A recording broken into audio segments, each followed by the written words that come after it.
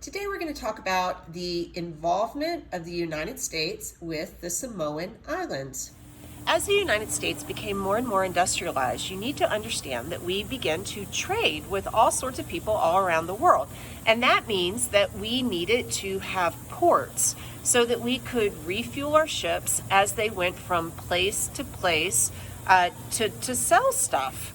That is just part of our expansion was all about trade, trade, trade, okay? And so we started to hone in on some islands in the South Pacific. Now, I've already told you about our adventures with Hawaii. This is a totally different situation. So you need to understand from the get-go that all of these stories about these individual places are going to be unique unto them. Like most history, nothing is so simple as just one narrative, okay? If that's all you hear, like the United States did this then, and that you're applying that to everything, I think you're missing something. Regardless, the Samoan Islands are an island chain that has been occupied by human beings for, oh goodness gracious, over 3,000 years. So for quite some time. These are a Polynesian people, and they had a very vibrant culture and little engagement with Europeans until well into the 18th century. So first, you have whalers who interact with the Samoans, who are also a seafaring people. I mean, they're on an island, they fish. But these interactions are not really that substantial. We did have an incident with the French who landed on a beach that is today called Massacre Beach because while the interaction started out very nice, at some point, the French behaved badly, and so the Samoans killed them all. And today there's a plaque that is dedicated to the French, men who died there, and they were buried respectfully by the Samoans. But that was an early interaction with Europeans that wasn't nice. And that made the Samoans suspicious. But eventually what you're going to have happen is you're going to have a more substantial group of people who are really going to be interested in the Samoans come. And there are a whole slew of them. A lot of them are British. And you're going to have Americans as well who are missionaries. Now, we've heard this before, right? So you're going to have missionaries go to the Samoan Islands to proselytize. And this has nothing to do with our later desire for ports. This is much earlier in the 1800s. And this is really all about spreading the gospel of Christ. This is about evangelization. So the Samoans were worshiping, they had a polytheistic faiths, and the Christianity is a monotheistic faith, and the missionaries wanted to move them in that direction. So life goes by, they are all doing their thing. We've got different imperial powers that are all going to be engaged in Samoa. You have people, foreigners from all sorts of places who are here, and at some point the empires themselves start jockeying for control. Now, it so happens that the Americans really, once we start getting in a little bit further along in the 1800s, we want something very specific from the Samoans. What was that something? We wanted use of the harbor. That was the main attraction to the Samoan Islands. So, do we just reach out and take Pago Pago from the Samoans? No. Over a series of years in the 1870s, we actually negotiate a treaty with the Samoan chieftains, and we pay money and we get exclusive rights over the harbor, and we actually start building some infrastructure around the harbor, and we pay money for that as well. And things are fine. And we also tell the chieftains that we will help protect them from, any other imperial powers that are kind of lurking in the waters around the islands, because there are always imperial powers, right? They're like sharks, because this is the age of empire. Well, the problem is going to be that there's going to be a war, a civil war that it occurs in Samoa itself. And the other imperial powers are going to see this as an opportunity. And this is going to lead us to the Samoan crisis, in which we have the United States, the United Kingdom, and Germany all lined up with warships pointing at one another. We do various military maneuvers, in fact, supporting our respective camps.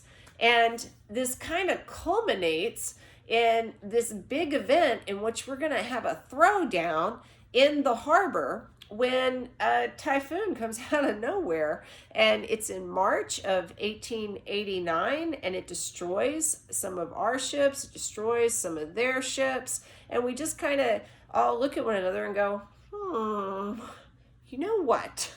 Maybe we can not shoot at one another, and we can go to Berlin and we can have tea like gentlemen, and we can discuss what should be done about this Samoan issue. Okay? So James G. Blaine is Secretary of State in this time. And you remember he's the guy who wanted to take Puerto Rico, Cuba, and Hawaii. So you think that he's going to go and he's going to just want to take stuff, right? That's what Germany and the United Kingdom want to do. They just want to partition the islands and let's just get it over with. Well, no. The United States actually stands up for the autonomy of the chieftains. We push for some of that. Why, you might ask yourself? Why? Well, James G. Blaine's a realist. So what did the nation identify was in the nation's interest? The harbor. What did we already have access to? The harbor.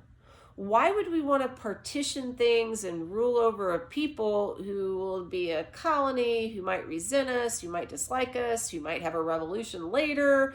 Like, we've got what we want. So the United States pushes for Germany and the United Kingdom to kind of let the chieftains sort of keep some independence. And we agree on just supporting the same guy for king.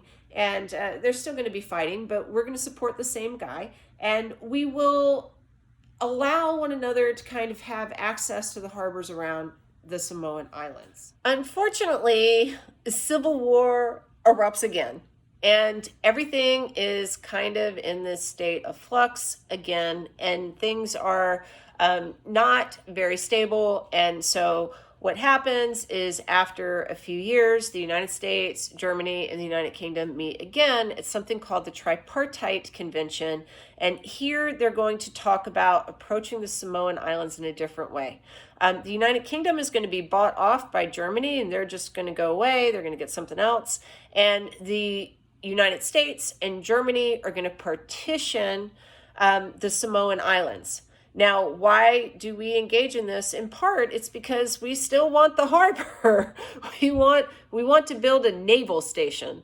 So we're going to get a smaller half called American Samoa, and Germany is going to get Western Samoa. And Germany is going to hold on to their colony until 1914, when a big, little, gigantic war breaks out that they're going to lose, called World War I. And that's going to then be taken over by New Zealand, and eventually Samoans who live in Western Samoa will establish their own sovereign nation that is fully independent, called Samoa. Excellent rugby players, by the way. The Americans will oversee their section, and it will become an unincorporated territory of the United States, which means American Samoans who live in American Samoa today are American nationals. So a logical question would be, is American Samoa going to become the 51st state? And my honest answer to you is I have no idea. They have had various referendums on doing just that. And I'll let you know, fun little fact, per capita, there are more people who are American Samoans who serve in our military than even people from Texas. So there is a lot of patriotism about the United States. At least that's what I would derive from that particular statistic. but it's, if you become a state, you give up some autonomy that you might not think about. In American Samoa, they have a deal in which they can control the development of the land there. That would go away if they were the 51st state. American Samoans, as American nationals, do not have to pay federal income tax. That's a nice thing, let me tell you. And various other little details that, of course, they don't have access to some of the social safety net that American citizens do in the other 50 states. So I don't know. It is something for them to consider, and for the United States to consider. I wouldn't be surprised eventually if that happened, but we'll see.